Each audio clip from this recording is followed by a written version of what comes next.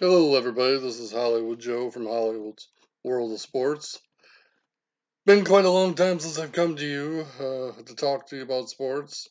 Haven't been on the YouTube channel much in recent last couple of years, but there's a lot going on in sports right now, and there's a lot that I need to kind of get off my chest. One of the biggest things for me lately has been all the scandals in college basketball, whether it be the MSU, sexual abuse scandal, or even now the scandal of college athletes, specifically in basketball, taking money, agents paying them, briberies from agents and schools and coaches. Just it's one big mess, and I'm very fueled by what I hear on my local sports radio station. I listen to my local ESPN channel all the time. ESPN 961. Going to give a shout out to Big Drew and Jim. They kind of really feed off some of the stuff I hear from them. And I got to tell you, a couple things. If there's things like bribery, tax fraud, um, collusion, if that's the word I want to use, things like that are going on in college basketball, that's just not breaking NCAA guidelines. That's breaking federal law. And unfortunately, like all these athletes in the past that have been accused and have been proven guilty just get a slap on the wrist. And so do their parents. Nothing happens to the players or the families. Now, there's a couple of things that I got to address about this. One of them is being the one and done rule. The NBA came up with that back in 2005 because apparently, in many people's eyes, the league was struggling, the ratings were terrible, and players were coming in underdeveloped. And you know what? I think that's a load of crap. I think that's a cop out. And I think that was the veteran players whining and crying about losing their spots. I think the NBA was fine back then. I think that it was actually better back then than it is now. Maybe, maybe not from a talent perspective, but from a competitive perspective. Because in '05, and even a few years prior, there was 5, 6, all 8 teams on each side had a chance at winning their conference. Okay, like in the Eastern Conference back in the early to mid 2000s, had like the Indiana Pacers, Detroit Pistons, the New Jersey Nets, the Philadelphia 76ers, um, teams like that. Western Conference, I mean, you've always had great competitive teams like the Lakers, the Pistons, the Timberwolves, uh, you know, the Spurs, the Trailblazers. There were so many good, hungry teams that there was an equal balance among the league.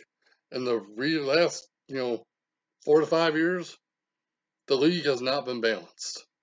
The league has not been balanced at all. So for people to say that the product is better, I think you're wrong.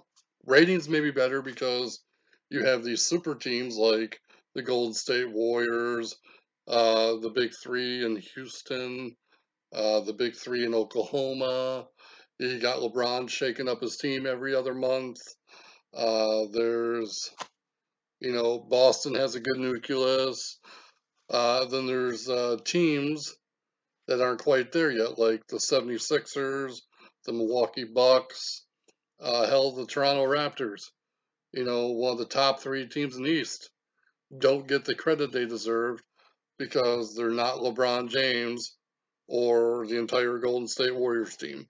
So no, the league has not been better since '05. I hate to burst everyone's bubble on that. I think it's been pathetic in the last 4 to 5 years. Now, as far as the one and done rule goes in itself, I don't think the NBA should be telling an adult, 18-year-old, because when you're 18, you become an adult. The NBA should not be able to tell an adult what they can and can't do. If an 18-year-old kid out of high school has that much of great talent, or he's being scouted and touted and as a prospect in the eyes of NBA teams, then by all means, draft him. Let him come into the league. You know what? LeBron James did it.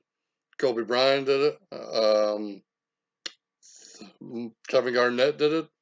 There's a lot of, great players that have done it. Uh, and people will say, oh, well, they don't get a chance to play in college or they don't walk out with an education. That's their choice. That is something they have to live with. And then there, is the talk of, well, if they're going to college, maybe they should be paid. You know what? No. College athletes should not be paid.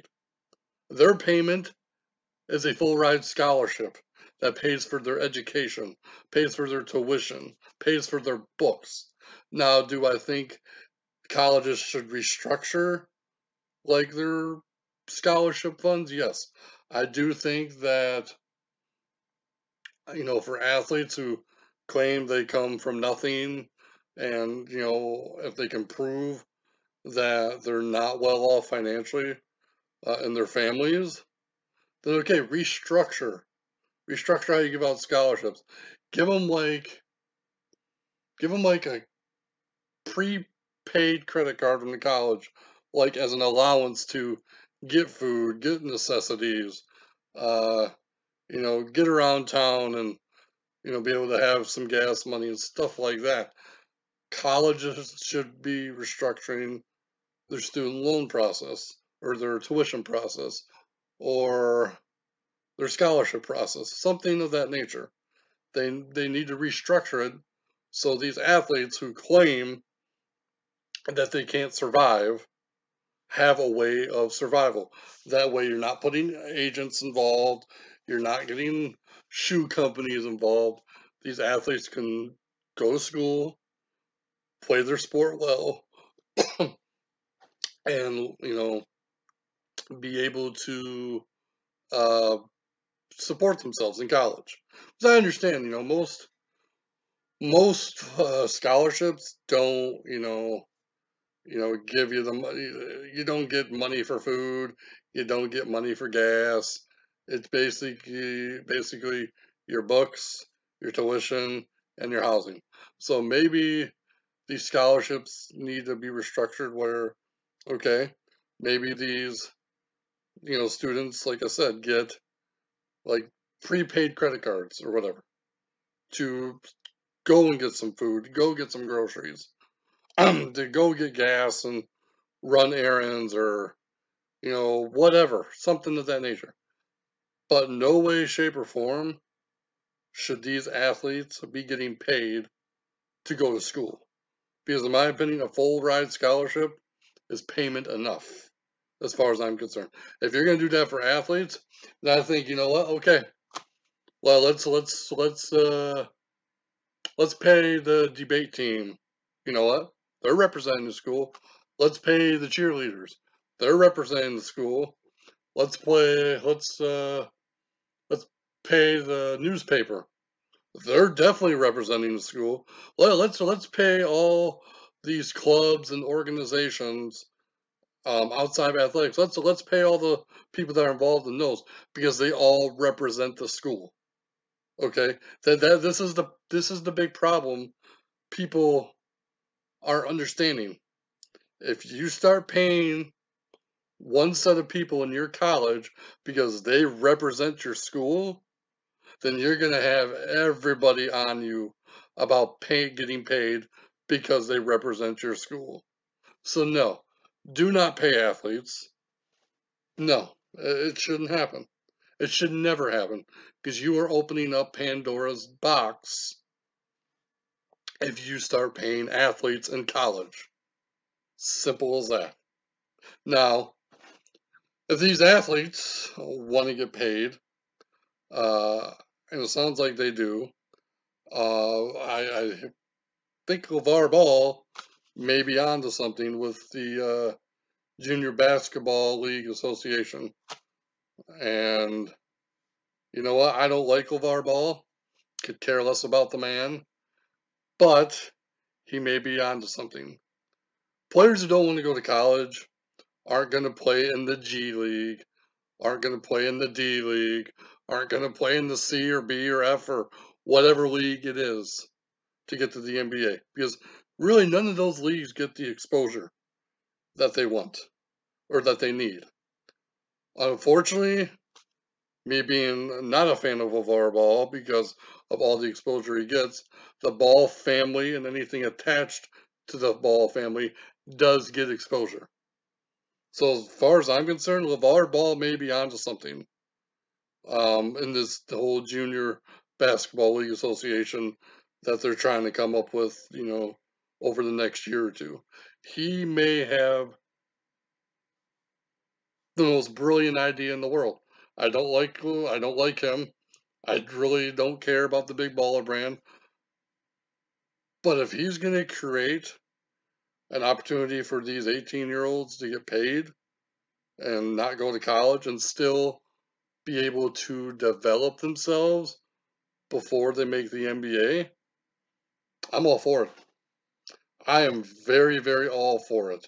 And I think it's a brilliant, brilliant move. And I got to point out, my buddy Rocky for even telling me about the Junior Basketball League Association, because I had no idea it was even a thing that was starting to surface until he told me about it. And I tell you right now, and this is my bold prediction on this, if this Junior Basketball League Association thing takes off with the Ball family name attached to it, then I have a feeling the NCAA is going to suffer and suffer big because there are a lot of athletes, and it doesn't matter what race you are, because there's a lot of good Caucasian basketball players. There's a lot of great African American basketball players. They don't want to sit through a year of college and waste their time, just so they can make it to the NBA. They're going to want to get into the spotlight that the Ball family has created and get their names out there. Okay. That's why I think this whole, JBLA, Junior Basketball League Association, I think it's a brilliant idea. I think it, I think it, I think it gives everybody what they want. It gives these 18-year-olds, 19-year-olds a chance to be paid, playing the sport that they love, and it gives the NBA what they want, and players being developed. So I have a feeling once all these scandals come out and once all these findings of innocence or guilt come out, I think the NCAA is going to be hurting for a long time because you know what? I don't care what anybody says. Mark Emmert, the president of the NCAA, he's known about all this garbage for years. He's known about it. Hell, he's probably taking money under the table. So you know what? Why would I want to go play for a college or want to be a part of an organization that is as shady as the NCAA is right now? Why would I? At least LeVar Ball is going to be blunt, upfront, and honest with you about how things are going to go in his league. So with that being said, uh, again, I have a lot of mixed feelings about this. Uh, One and done deal needs to be eliminated. college athletes should not be paid, and the G League, the D League aren't getting the exposure that they should be. And that's why LeVar Ball is making a very, very smart move and getting the Junior Basketball Association up. So, you know, it's a touchy subject. I'm sure there's going to be a lot of people who think I'm absolutely insane, who think I'm nuts, who are going to disagree with me. And by all means, if you disagree with me, please tell me why. With that being said, this is Hollywood Joe from Hollywood's World of Sports. And be sure to check me out on Facebook, Twitter, and the website hollywoodsworldofsports.com. And remember, controversy doesn't come without criticism.